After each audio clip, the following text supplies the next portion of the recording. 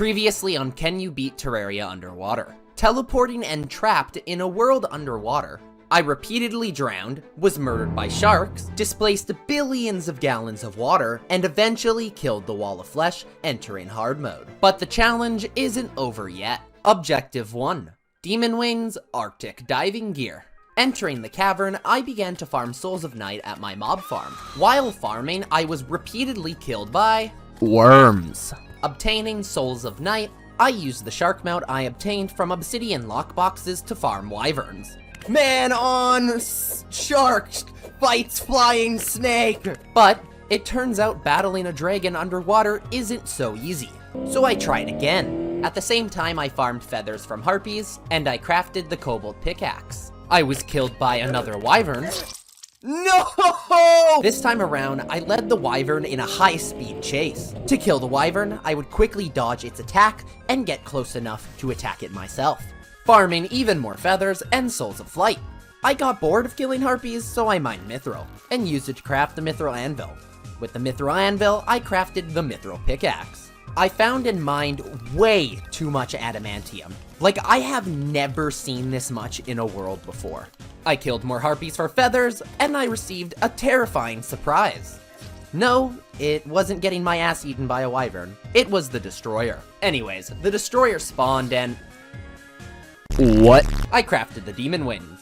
Next up was the Arctic diving gear, because if I was going to kill the bosses underwater, I need to be able to survive without drowning. So I traveled to the ocean. To craft the Arctic diving gear, you need the jellyfish necklace that you get from killing jellyfish, and the diving helmet from sharks. But I quickly realized I would die of old age before I completed this objective. So I grabbed spelunker potions, and left to explore underground. Objective 2. Jellyfish statue, shark statue. Searching underground, I collected every statue known to man, and used the lava shark mount to quickly explore underwater. While exploring, I found this extremely suspicious chest. So I mined the boulders above it, and opened the chest. Hey, another chest.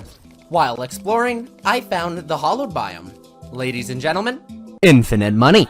Anyways, it's time I sped this up. So after hours of mining, I was by Skeletron Prime. Crafted the adamantite pickaxe, killed an ice golem for a frost core and ice feather. Oh no! With the ice core, I crafted the frost breastplate. I farmed another ice core before exploring the underground tundra, and quickly located the shark statue. Shark statue! After obtaining the shark statue, I found water walking boots, and shortly after, I located the jellyfish statue. But to activate the statues, I needed wires, so I traveled to the dungeon. In the dungeon, I was searching for the mechanic. The first issue was that the entire dungeon is filled with water, so the mechanic can't spawn. The second issue was that I got blasted in the ass by a water ball. So I returned to the tundra and farmed another ice core. Crafting the frost leggings, I obtained the full set of frost armor that will increase my melee and range damage by 12%. I then began draining the dungeon of water so the mechanic would spawn, and discovered that I had barely explored the dungeon in pre-hard mode. The mechanic spawned. Found mechanic! And I purchased wrenches, wire, and a quarter-second timer. I placed the statue and connected it to the quarter-second timer and began farming. Obtaining the diving helmet, I killed approximately 750 jellyfish before I got the jellyfish necklace. With the diving helmet and jellyfish necklace, I crafted the Arctic diving gear. And it's warning! What? With the Arctic diving gear, I can hold my breath underwater for 2 minutes and 20 seconds. Hopefully long enough to kill the bosses underwater. Using an imp statue, I obtained the obsidian rose, and used it to craft the lava waders. With the lava waders, I crafted the Terraspark boots and maxed out my movement speed accessories. Objective 3. Dart rifle. In order to get the dart rifle, I farmed souls of night. Crafting keys of night, I summoned corrupt mimics, and didn't get the dart rifle, so I farmed more souls of night and obtained the dart rifle. Dart gun! Objective 4. Boss rush. Now that I have the dart rifle, it was time to kill the mechanical bosses. Crafting the mechanical worm, I reforged all of my gear to warding and prepared my buffs. I summoned the destroyer. With the shark mount, I was able to outrun the destroyer without getting hit, until he called for backup and a wyvern joined the battle. Swimming away from the destroyer as fast as I could, I was not dealing any damage, until it happened. Oh ho ho! Oh, it's working! With his last 5,000 hit points, the destroyer inched closer every second and I was mere seconds away from drowning. But I killed the destroyer on my first attempt and completely underwater. Wow, that fight went well. Tomorrow night I'll fight the twins. Wait, what are you doing? Don't be a fool! It's practically day! Yes, that's right. I immediately spawned the twins and it was the easiest fight ever. As I was moments away from killing the twins, they despawned.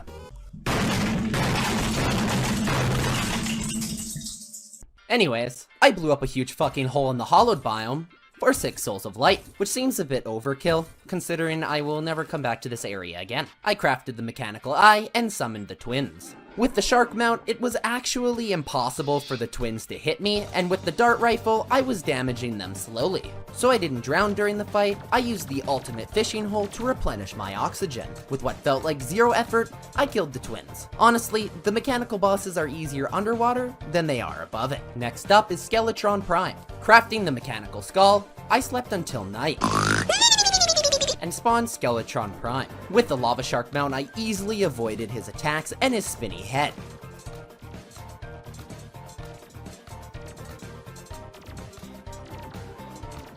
Killing Skeletron Prime, all of the mechanical bosses were killed completely underwater, and the jungle grows restless. With my souls of might, sight, and fright, I crafted the pickaxe axe. Objective 5, Plantera bulbs, life fruits. To obtain Plantera bulbs and life fruits, I required a large farm. So fuck it, everything goes. Building long platforms of mud, I built house. Seeds. Pirates. More mud. More seeds. Pirate ship. Oh, no more pirates. Mushroom Man arrives. Mushroom Man drowns. Oh, never mind, he's back. From the truffle, I purchased dark blue solution. Planting the mushroom grass seeds, I attempted to use the dark blue solution on the mushroom grass blocks. Obviously, this didn't work. So I built a prison cell under a tree, forced the steampunker into it, bought green solution, and left the steampunker to die. Using the green solution, I spread the jungle. With the farm operational, life fruits began to spawn. I increased the length of the farm, and before I knew it, a Plantera bulb had spawned. That meant it was time to kill Plantera, and I had a brilliant plan. Okay, here's the plan. I dig a hole all the way to the surface. Then I'll summon Plantera, where I can fight her underwater with the shark mount. Oh fuck. That was a terrible decision. Yes, it was indeed a terrible decision. New plan! I built an arena under the farm. Once another Plantera bulb spawned, I went to sleep. By placing gravestones, I made a graveyard biome, and purchased crimson seeds from the dryad that I will use shortly. In the meantime, I obtained max life fruits, and broke another Plantera bulb. Wait, what? With the arena, I could easily circle Plantera to dodge her attacks. However, once she entered second phase, I realized I made another mistake. Oh, why wouldn't I set up teleporters? New plan! I purchased teleporters from the mechanic, and placed them in each corner of the arena. With the teleporters operational, I slept. Oh yeah, I crafted the frozen wings, so you know, don't worry about it. I crafted the True Knight's Edge. With my potions prepped, I spawned Plantera. In phase 1, I circled around Plantera to dodge her attacks, and with the cursed flame darts, I slowly drained Plantera's hit points. Once Plantera entered her second phase, I teleported back and forth to easily avoid any attacks. After a long fight, I killed Plantera and was able to access the jungle temple. Inside the treasure bag, I obtained the grenade launcher. That will be extremely useful shortly. Objective 6, Golem. So I could set my spawn point, I built a house next to the jungle temple before entering inside. Now, I only have one question. Why are there so many fucking fish? Do you see how many fish there are in here? Despite the overexpanding fish population, there was only one other issue. Water. But a lot of my problems seem to be water related recently. Couldn't fathom why. However, that's about to change. Purchasing dry rockets from the cyborg, I re-entered the jungle temple, and using the grenade launcher, I drained it of water. With the temple overflowing with oxygen, I summoned Golem without potions. But it's Golem, so there's nothing to worry about. Alright, time for a new plan! Underneath the jungle temple, I excavated a large area, using science. I turned myself into a propeller. Alright, time to get potions and summon Golem. With the underwater arena, it was much easier to dodge Golem's attacks. However, that didn't stop him from lasering my face off. Okay, this time I'll actually use potions. I'll craft an arena, place teleporters on each end, as well as the bass statue, heart lantern, and campfire for extra defense and regen. Let's do this! Clipping outside the temple, I use the teleporters to dodge all of Golem's attacks. What? Sometimes, the teleporters would just decide to break all laws of physics, and I literally have zero idea why this happened, but each time it did, it gave me a damn stroke. So teleporters in Terraria are absolutely fucked beyond recognition. Anyways, here's peak gameplay of running in a straight line. Once I killed Golem, it was time to kill the king of the sea, Duke Fishron. Objective 7, Tactical Shotgun, Shroomite Armor. Seeing as how the theme of the video is beating Terraria underwater, I think it's fitting to kill Duke Fishron, and thankfully, I don't even need to build an arena. Building an underground crimson, I fished Hemopiranhas for rage potions, and crimson tigerfish for heart reach potions. But if I wanted to craft wrath or rage potions, I required deathweed. Crafting rage and wrath potions, I quickly killed the wall of flesh for a ranger emblem, so I dealt 15% more range damage, and enchanted it to warding. I summoned Duke Fishron, and commenced Shark vs. Pig. It was the underwater fight of the century, and the green meanie was hot on my trail. Now I figured, why only fight in the ocean when the entire world is my arena? This was a huge mistake, because as soon as I left the ocean, he entered maximum fucking overdrive. So I tried again, and again. Tornado. It was around this point when I remembered why I usually don't fight Duke Fishron. Because it sucks and I want to all his children, and it won't stop until mining a crap ton of chlorophyte, I crafted the Shroomite breastplate, Shroomite mask for increased gun damage, and the Shroomite leggings. Houston, we got a big problem. So, as you can probably see, somehow during the process of obtaining Shroomite armor, 4,200 feet of water magically removed itself from the world. Where did it go? Couldn't tell ya.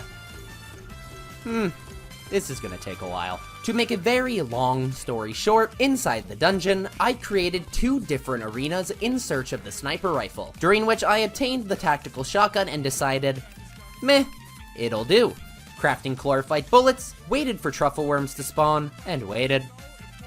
And waited. And you know what? Screw this.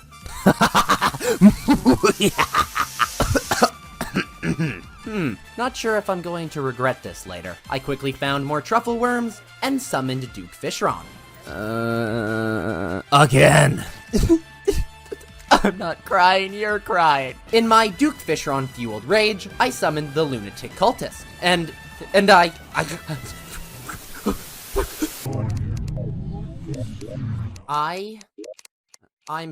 gonna have a stroke. I'm gonna have a stroke. So I fought him again. And another time. And what the fuck is going on? Where's the dragon's body, bro? I quit. Allow me to entertain you with what I did next. I fought the solar eclipse and obtained the moonstone.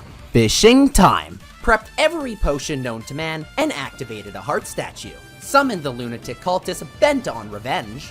And what do you know? Turns out using potions and a heart statue is a great idea. Who would have guessed?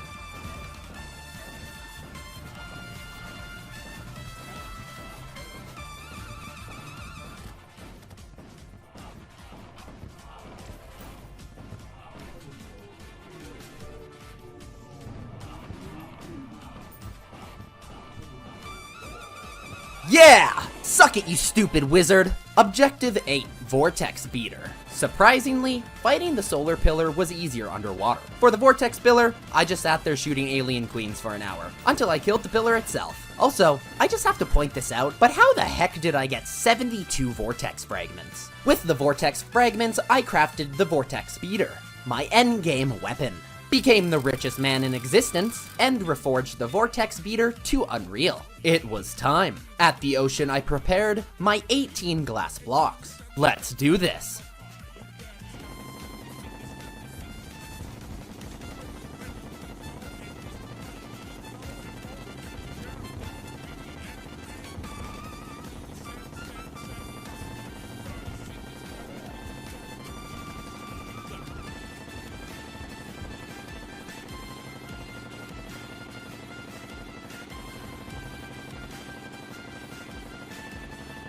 I was 1 hit point from dying, whereas the Duke had 7,000 remaining. But the fight continued. Oh, I did it! I beat Duke!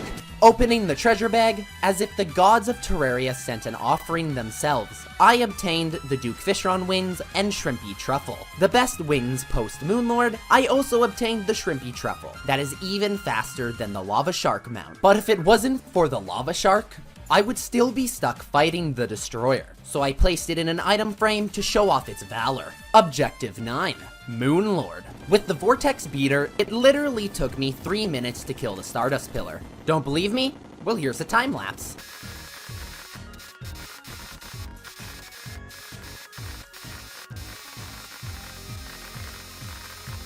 Next up was the final pillar, but first I crafted a house for the nurse, prepared my MoonLord arena, and spoke to the traveling merchant for the first time this entire challenge. Yes? Oh? Bye, shitty fishing pole. Fished for the necessary materials, and crafted every potion known to man again. Killing the Stardust Pillar, impending doom approaches. What? No! Don't throw a flashbang! Ugh, my eyes! The good news was, with the Shrimpy Truffle, I easily outran the MoonLord, and with the Vortex Beater, I was dealing massive amounts of damage. Whenever I charged headfirst into his laser beam like a lunatic, the nurse was there to heal me. With only 30,000 hit points remaining, I was going to kill the MoonLord on my first try. But now's the time for the bad news. As I was Tokyo drifting around the MoonLord, I charged headfirst into a laser beam. So I tried again. This time I spazzed out, crapped my pants, and beat the living shit out of my keyboard trying to heal at the nurse. Alright, let's do this. Oh look! MoonLord is here. I bet he's come to be my friend. Okay, so that is the 3rd time I've lost to MoonLord, and each time I have to go and fish for more potions. What I'm trying to say is, I quite literally want to blow up my fucking brains. Oh, would you look at that? More potions! New plan! This time I'll move the heart statue into the nurse's house for extra hit points and a bed so I can magic mirror whenever I need the nurse to heal.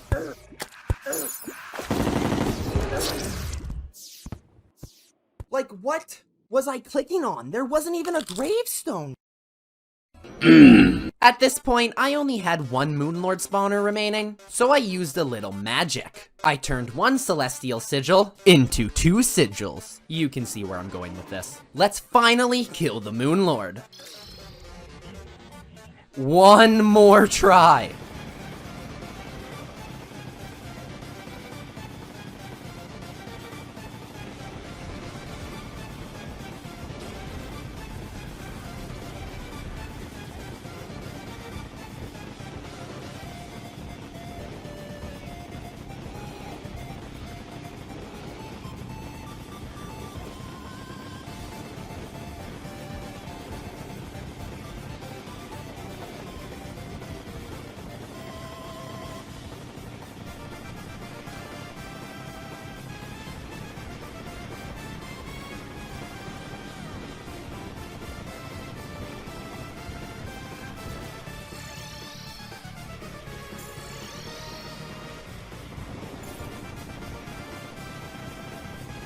There are a lot of mistakes I could tell you that happened during this fight, like writing a floating pig inside a building. Sometimes jokes just write themselves. But instead, I'll tell you that I expertly used the Fishron wings to dodge his laser beams, when in reality, I have no clue how I won this fight. But I don't care! Woo! I beat Terraria Underwater, so I'm out of this water-filled shithole. If you have enjoyed, subscribe. And if you are already subscribed, thank you, because I couldn't do this without you. Shout out to the members of the channel. What are my last words before I leave this world? Oh, I know. Water can go drink itself.